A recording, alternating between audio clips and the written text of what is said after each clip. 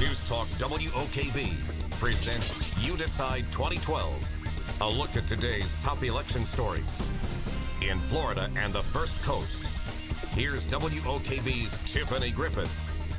Our top election story: the president pulls no punches and the Democratic National Convention comes to a close.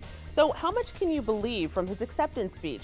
We're verifying with PolitiFact. When President Obama said my budget plan would cut our deficit by $4 trillion, PolitiFact says that's half true for being overly optimistic. Obama also highlighted his tax cuts for middle-class families and small businesses. That got a mostly true from PolitiFact. And delegates are hitting the road and heading back to Northeast Florida with a renewed sense of enthusiasm. WOKV's Stephanie Brown has more from North Carolina.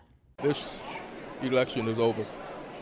We won it. Maybe it's because I was talking to the delegates within minutes of the president's speech ending, but they were all fired up and ready to go. And it's that excitement that Clay County Delegate William Randall says will be the biggest takeaway from the convention. What we've got to do now is go and energize and engage the people. And I'm Gene Wexler in the Social Media Center. Our question for you today is, who do you think made the biggest impact on independent voters, Barack Obama or Mitt Romney? You can leave your answer on our Facebook page or Twitter feed. Just search WOKV News. Florida's former Republican governor saying why he's pro-Obama at the DNC last night. I didn't leave the Republican Party. It left me.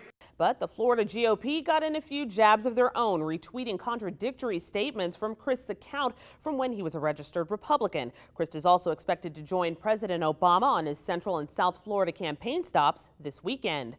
And are you left wondering, hey, how much are these big conventions costing me? How about more than $36 million in taxpayer dollars for both the RNC and the DNC?